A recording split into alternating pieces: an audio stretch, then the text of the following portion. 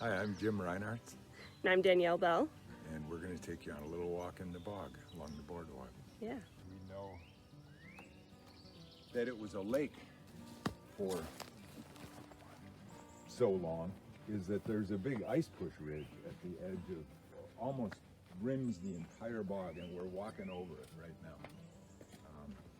This big mound of boulders that's pushed up at the edges because of the force of the expansion and contraction of the ice in the winter. All right, so our first flower here is the Marsh Marigold. Marsh Marigold.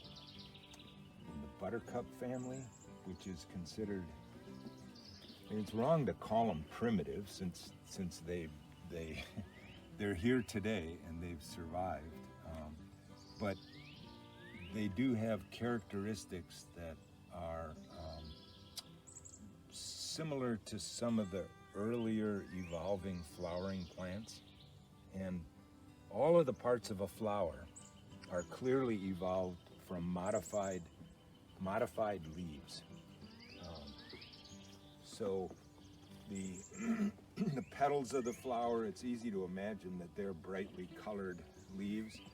The male part of the flower, the stamens, if you look at them closely, you can imagine that they have a little stalk and that they're a leaf with spore-bearing parts kind of folded over around the edge. And in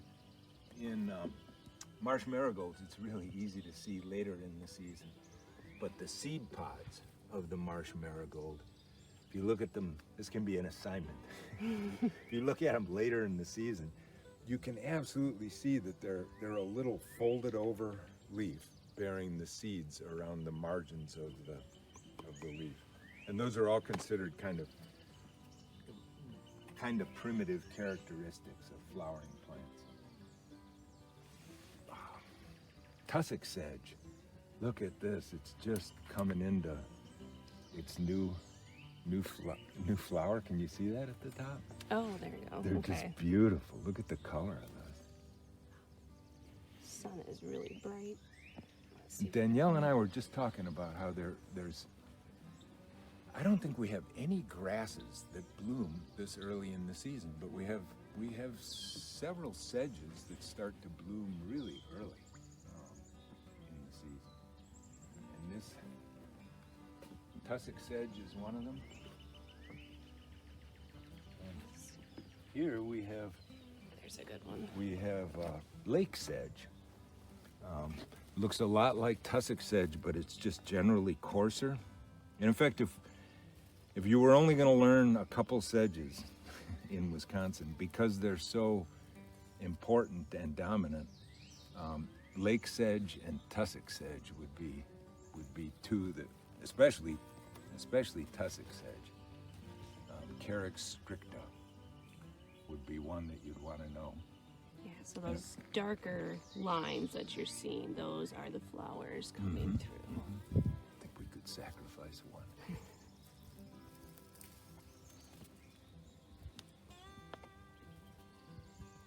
What's a good background for Oh, it? that looks good. That's Yeah. better. You see that little edges on the scales? I'm not sure I'm holding steady enough. Yeah, you can see them. But any of you who have been on walks with me would know that by now we'd all have our hand lenses up. And I can tell you, if you put a hand lens on this, it's just absolutely gorgeous pattern. And they have, well, probably too much detail. One of the characteristics of, kind of conveniently, of both tussocksedge and lake sedge is that the sheaths on the leaves, the sheaths that sort of close the bottom of the leaves, are composed of these little fibrils that are almost arranged like a bird feather kind of fiber. You can see it really well on this. And tussocksedge and lake sedge both have that, and that's not at all common in other sedges. In fact, they're the only two I can think of right around here that have that. Leaved willow. Its leaves aren't spicy at all like sage, but it has leaves that look an awful lot like a sage leaf. And again, this is a female. Like most of the willows, they're real early blooming and early fruit producing. So this already has its capsules, and they're developing and will shed their seed before long. But unlike pussy willow and Beb's willow that are big, robust shrubs, this is about as big as a sage-leaved willow will get. There's some real pretty ones in here. That little opening is a nice sage-leaved willow. And sage-leaved willow is a pussy willow and Beb's willow. They grow all the way down to the Gulf Coast.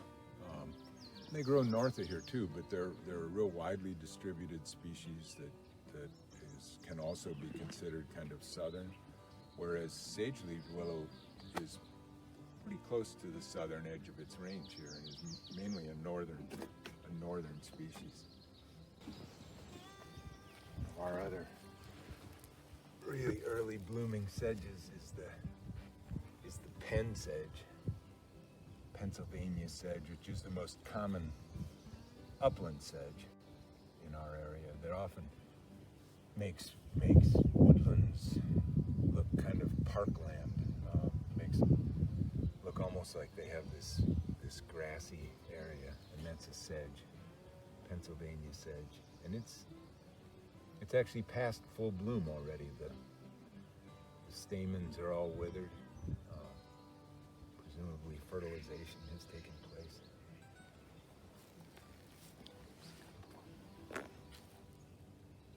Find it.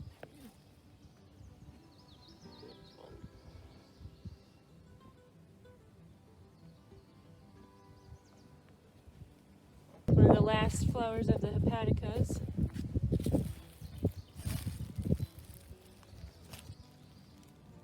Flower before it leaves out.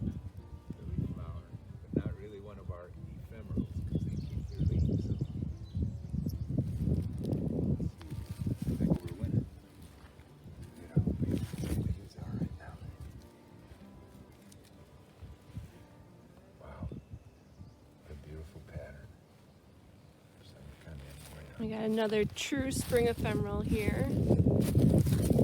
Yellow billboard.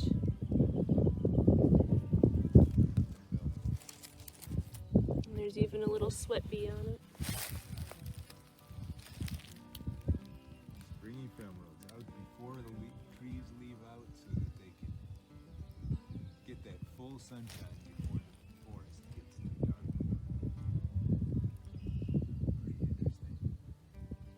Interesting strategy. A few more hepaticas here.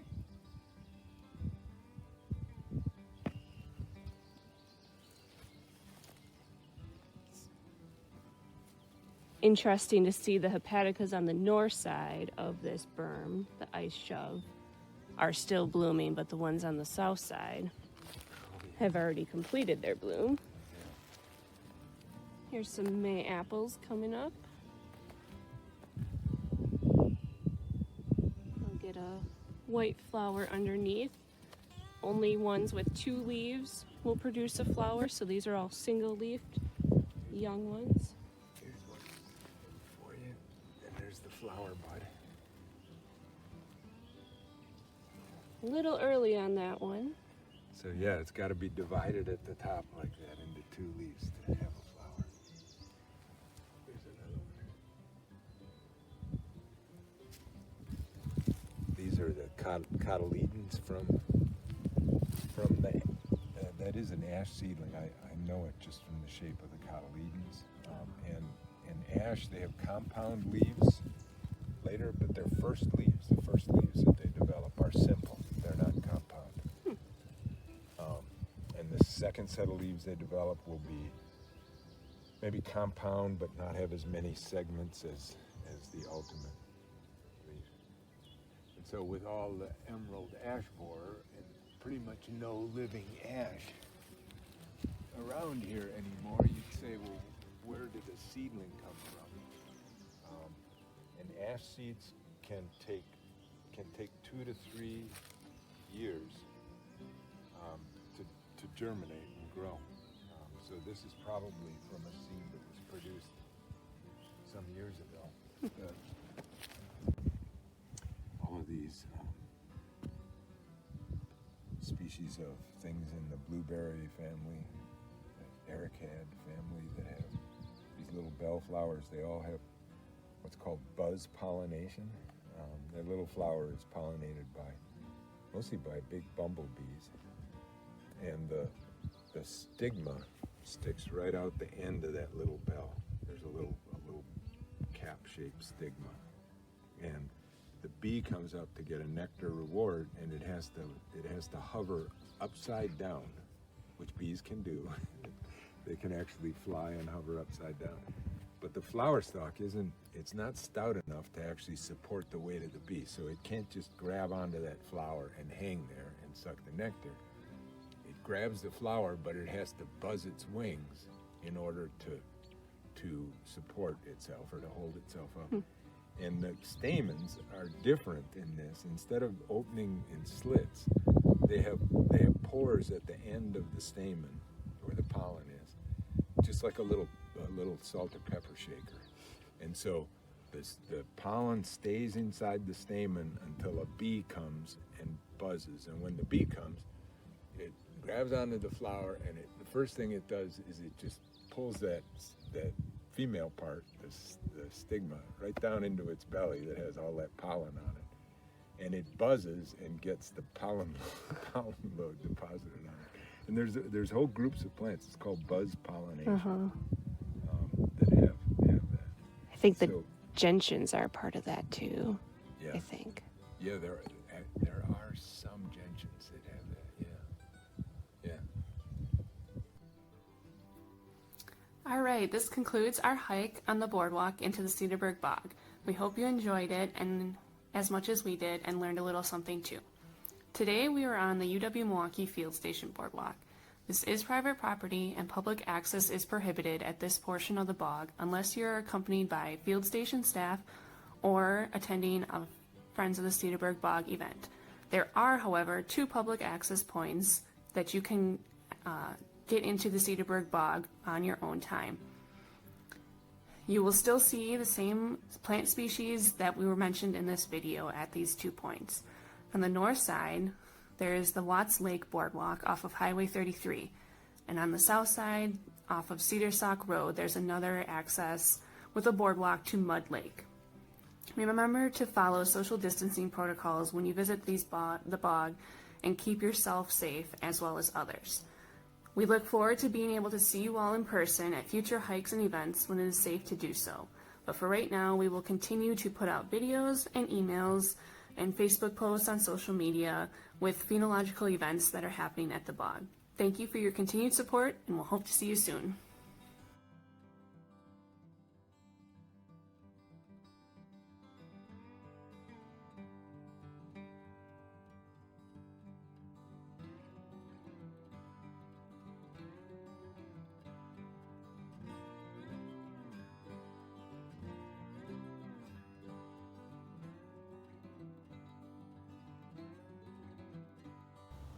Hello, this is Christine Tanzer, Field Trip Program Director with the Natural Resources Foundation. Thanks so much for joining us today on this virtual field trip in a year where, so far, we cannot get out in the field together.